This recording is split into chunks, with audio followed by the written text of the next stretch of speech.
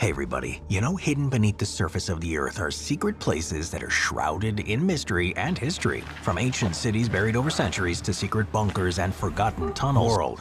You know, building underground has always been a popular choice for secret or concealed facilities, as there are a number of advantages that come from it, such as security, stealth, and isolation. Underground spaces provide natural barriers from physical and digital surveillance, making them ideal for sensitive operations. The need for secrecy in certain facilities, from government installations and data centers to private labs and secure bunkers, gives underground developments an advantage. These structures are pretty much invisible to satellites and aerial observation, making them harder to monitor, and they use the Earth itself to provide a layer of natural protection. In modern times, though, underground facilities also provide a measure of digital security that's increasingly important. Modern tech enables some electronic signals to penetrate walls, from historical sites to modern developments.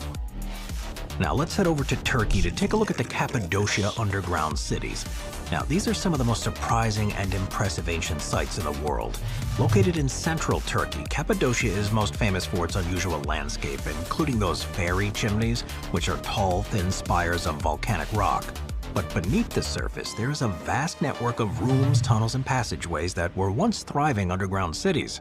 Believed to have first been built by the Hittites around 8th century BC, and then further expanded by other civilizations like the Byzantines, early Christians, and even the Ottoman Turks, the cities acted as refuges and shelters, protecting their residents from invasions, persecutions, and bad weather conditions. The most well-known of them all is the Derinkuyu underground city, which had been completely forgotten about until it was rediscovered in 1963, when a homeowner found a hidden entrance in their basement during renovations. This led to the city at a depth of up to 2 connected Derinkuyu with other underground cities like Kaymakli, which was a similar structure but with narrower tunnels. Heavy circular stone doors were rolled into place to block off entrances to prevent any enemy invasions, which allowed them to be completely self-sufficient over long periods of time. There are churches, chapels, all meaning that normal life could continue no matter what was happening outside. During the Roman and Byzantine periods, they used them to avoid persecution, with the invading armies having no clue that the people were hiding beneath their feet.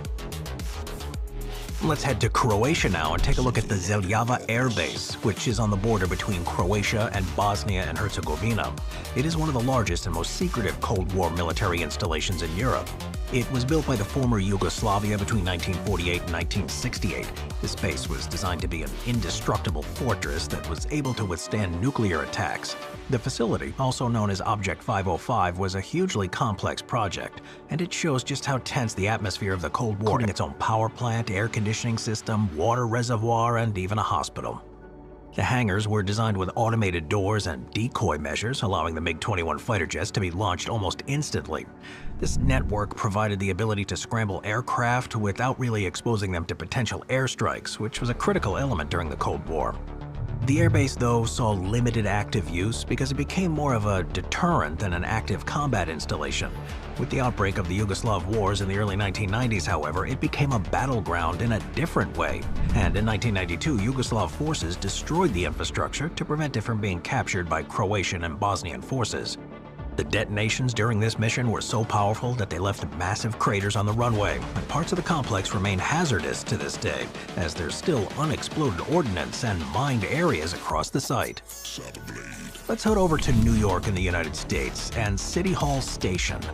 Metro networks involve the creation of miles upon miles of tunnels. Of course, few people who go to New York in modern times have any idea that it's even there, and it's become somewhat of a secret piece of history beneath the streets.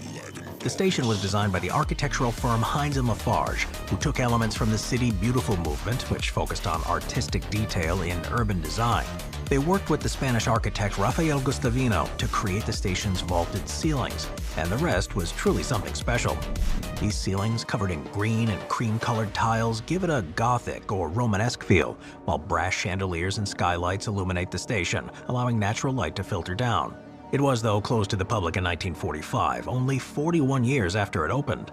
The main reason for this was the growing demand for longer subway trains and the station's tight curvature, which was originally designed for smaller trains. Instead of investing in costly renovations, the IRT instead chose to close the station and divert its line through the nearby Brooklyn Bridge station, which could handle longer platforms. While it is closed to regulars, and there are no records of who created them or really why, which has made them one of the biggest archaeological mysteries on the continent.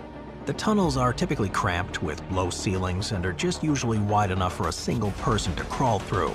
They have small, rounded ceilings and sloping floors, suggesting that they were carefully carved with primitive tools. And they also have a series of uniquely crafted features like small alcoves, schlups, or tight-squeezing holes that connect different sections of a tunnel system. These holes force individuals to crawl, making the tunnels even more difficult to move through and, yeah, a bit claustrophobic. This challenging design has led to some researchers suggesting that Erdstall tunnels were meant to be a defensive shelter. Well, the lack of supplies, ventilation, or clear escape routes within the tunnels, however, means that this is unlikely to have been their main purpose, as they would have been impractical for long-term use. Other suggestions are that the tunnels may have held religious or ritual significance. In medieval European cultures, caves and underground spaces were often associated with spirits or purposes, possibly as a form of ancient cold storage.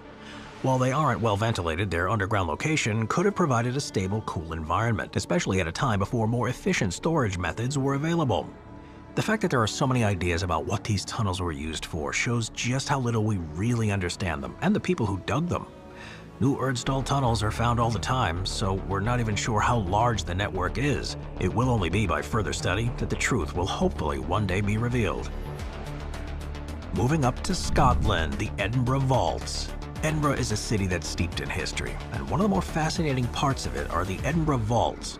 Built in 1788 as part of Edinburgh's South Bridge, the vaults are beneath the streets of the city and have been a mysterious place for more than 200 years. The series of chambers were first used as storage and workspaces for the businesses at ground level, but because of their poor construction and damp conditions, they were quickly abandoned. The South Bridge was meant to be something for Edinburgh to be proud of, connecting the old town, and criminals soon began moving in, which led to an increase in illegal activity. Smuggling, robbery, and gambling became commonplace as the vaults became a haven for gangs that were well out of reach of the city authorities. More recently, they've also become associated with some paranormal activity. After being eventually abandoned in the 19th century and lost to history for a while, the vaults were rediscovered in the 1980s during an excavation, and it was then that ghostly encounters began. Visitors and guides often hear strange voices, footsteps, and sense an unexplained presence within the chambers. And one of the vault's most famous spirits is known as Mr. Boots, who is said to be a tall, aggressive figure that often chases visitors. Now it's a much-visited tourist attraction, giving people an idea of the darker side of Edinburgh's past. The vaults are known as some of the most haunted places in the whole country, which is said to be a result of the secret horrors that once took place down there. Alright, headed over to Poland with the Wieliczka salt mine.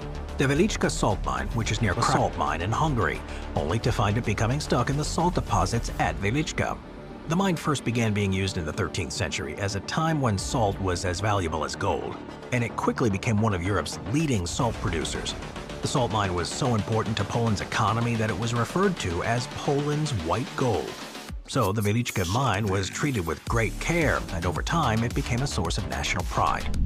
Over generations, the miners turned the mine into an underground world of sculptures, chapels, and decorations made entirely out of rock salt.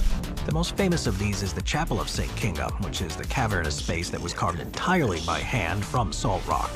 The chapel's decorated with salt crystal chandeliers, altars, and statues, including a detailed copy of Leonardo da Vinci's The Last Supper. It is one of the largest and most beautiful underground chapels in the world, where Mass is still regularly held and weddings and concerts are hosted. The salt is now mostly gone, so the mine is no longer tunnels and aqueducts that lie beneath one of Italy's oldest cities. With a history that stretches back over 2,400 years, it was originally carved by the ancient Greeks in the 4th century. The tunnels and caverns have since been expanded and repurposed over thousands of years, turning from an ancient aqueduct into bomb shelters, and today as a historical attraction that offers a glimpse into Naples' past. Originally, the Greeks used the extracted tough stone to build the upper city, creating a network of tunnels below as a natural byproduct of that process. This network grew further under Roman rule when the tunnels were transformed into an aqueduct system, which brought fresh water to Naples from distant sources.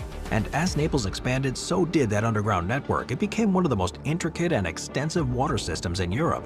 The tunnels were actively used for that purpose until the late 19th century, when water contamination concerns led to their abandonment. During World War II, the Naples Underground took on a new role as air raid shelters for the people.